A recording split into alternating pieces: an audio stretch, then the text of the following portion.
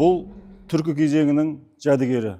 Яғни 6-8 ғасыр аралығында Еуразия кеңістігінде жасаған түркі халқы ғұрыптық ескерткіштер орнатқан ата-бабаларына арнап, Алтай, Тува жерлеріндегі ескерткіштермен салыстырғанда, ол жақтарда яғни ғұрыптық қоршаулардың орнатылған тас мүсіндердің алдында мүсіні жоқ, бірақ балбал ретінде жасалынған тізбектер болса, Қазақстан аумағында оңтүстік өңірлерде ерекшелігі сол балбалдардың болмауы. Яғни ғұрыптық қоршау орнатылады, шығысына тас мүсін орнатылған.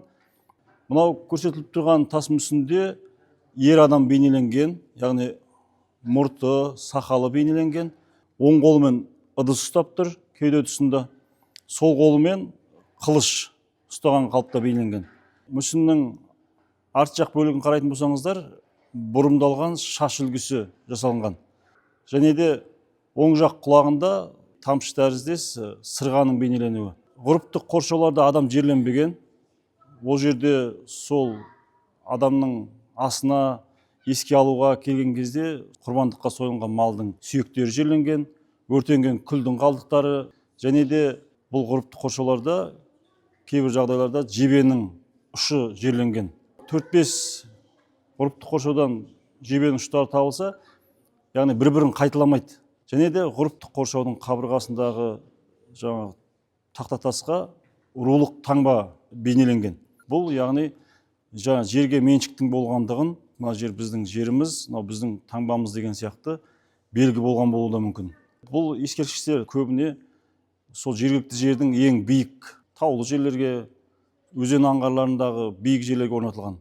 Бұл жаңағы сол кезеңдегі діни нанымға байланысты Тәңірге, көкке сыйыну, яғни жоғары жаққа жақын болсын деген сияқты қоғамдағы алатын әлеуметтік дәрежесіне байланысты түрлі заттар бейнеленген.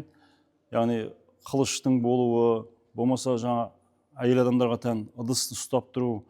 Бұл да жер, су, Тәңіріне сыйыну, осының бәрі осы мүсінді жасау кезінде бейнелей білген шебер. Тоны көк күлтегін жазбаларында бабамыздың рухына арнап бәдіз орнаттым дейді. Яғни сол кезеңдегі тіл бойынша бұл тас мүсін бәдіз деп аталған. Қазіргі біздің зерттеулер сол кезеңдегі 6-8 ғасыр аралығындағы мәдениеттің бірден бір көрсеткіші болатын осы мүсінді тас мүсін деп атаймыз.